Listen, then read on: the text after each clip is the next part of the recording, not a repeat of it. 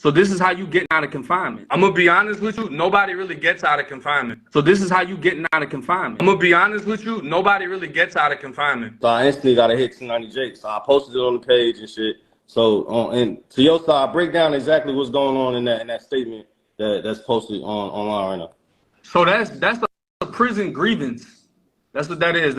That's not a because you know 99% of people on here ain't never even been to prison. That's a grievance. Greetings, my polluted brethren. Your serpent of smog has arrived to bring toxicity to your city via your social media feed. I had to switch up my saying a little bit. Well, wait. No, it's not a saying, it's a catchphrase, and don't try and convince me they are one of the same. However, I am being entirely sarcastic here. 1090 Jake, however, provided the exact same example, but with a scandalous sincerity. So explain what the difference between a grievance and a statement is, because niggas gonna like, that's still telling if you write some shit out. You know what I'm saying? So like, break that down. Your statement is gonna be whatever you initially fucking, I think like whenever the shit actually happened. I don't even remember if we wrote a statement or they just wrote it for us and like forged our name, because we all got cuffed up. Because I was one of the ones that got taken to medical, because me and Dude both got hit up, and the other two just got beat. And then they tried to say, like, when they beat the fuck out of him, all the shit that they did to his face, they said that I did it. Yeah. Whatever date in 2014, we was at war with the Zoes and beat them at Lancaster. That was the jungle dorm. One of my brothers popped one of the Zoes with a lock. He had a big fat ass gold lock, hit the Zoe in the back of the head. That's Mark Cherry. That's in the paperwork. Cherry was the Zoe that got hit in the back of his head with a lock. Cocaina is Jimmy. Cocaine is his nickname. That's the other Zoe. So Jimmy fired me up. While the COs is watching this, the COs see him do this, and then he goes right up to the booth and just stands there until they come out the door and they lock him up.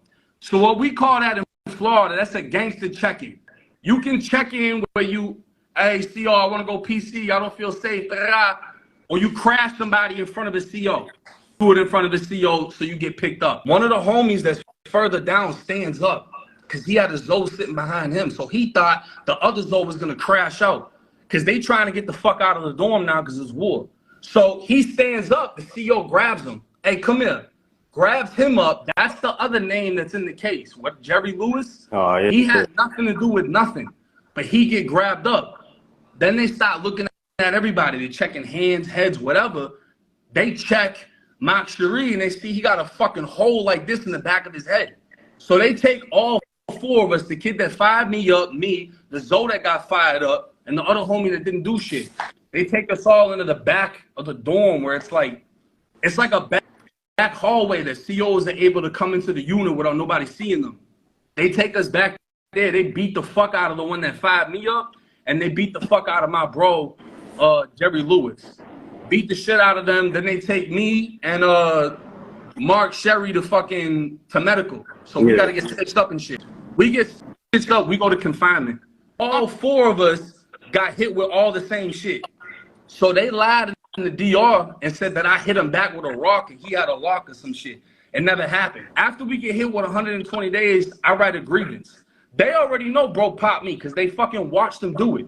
So I'm like, yeah, I got hit with this, da-da-da-da-da. I'm like, yeah, I got hit with this, da-da-da-da-da. I'm like, yeah, I got hit with this, da-da-da-da-da. I'm like, yeah, I got hit with this. Got hit with this, got hit with this, this. 1090 Jake is going to try and differentiate between snitching on a grievance form and giving a statement. But, hello, you write a statement on the grievance form. He uses the fact that the COs are fully aware of him being assaulted with a rock in the sock to justify dropping the name and DOC number of the inmate that assaulted him with a piece of asphalt in a sock. The reality is the COs who threw 1090 Jake in the hole won't ever be the ones who handle the grievance.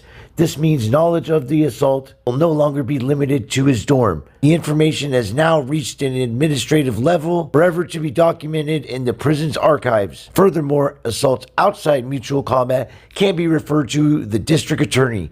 Whether the DA picks it up or not is entirely out of the prison's hands.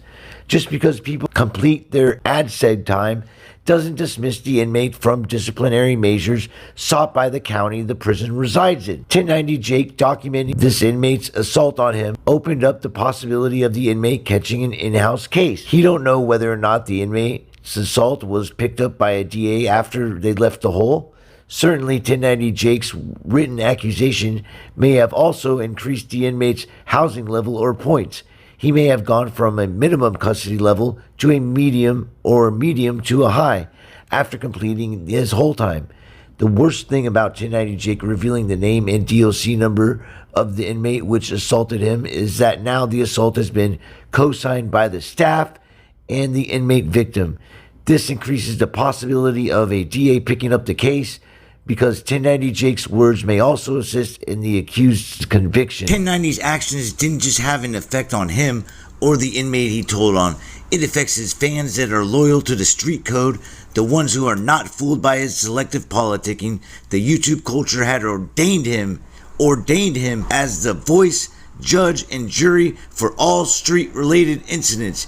Yet all were under the false assumption that someone whose platform is based on exposing rats and government informants could never be a rat themselves. Florida-based street organizations, inmates, convicts, and the reputation of all Bloods are at risk. I ask this question with no sarcasm, malice, or troll elements attached. Do Floridian inmates believe one can snitch on a grievance form with no type of institutional backlash? So niggas ain't supposed to write nothing. You're supposed to not talk to the police and say shit. So like, how do you answer to the people who gonna say that? This is a grievance. The grievance goes to the warden and then goes to classification. No, but you 1090 Jake, so they like, nigga, 1090 Jake, anything with your name on it with some paperwork. Man, listen, they don't even gotta listen to me. I got homies that's in this live right now that want to come on here that was there when shit happened. Those who conduct themselves in such a fraudulent manner, how are they to ever be trusted? How are we going to know that these people that you're bringing onto your platform were actually there, man? Because the truth of the matter is, whether you're writing a statement on a grievance form or you're writing a statement on a statement form, it's the same thing, homeboy. Your voice no longer is relevant. Grievance is like a complaint or an appeal, or like, I don't really know how to put it in civilian terms because they don't really have the same shit in civilian court. What the fuck? Because they don't really have the same shit in civilian court. Every criminal justice system is based off of criminal complaints. You are spreading straight misinformation, and I cannot be co-signing this on my channel anymore. All right, guys, like, comment, shoot that sub, man. This guy's on disregard forever.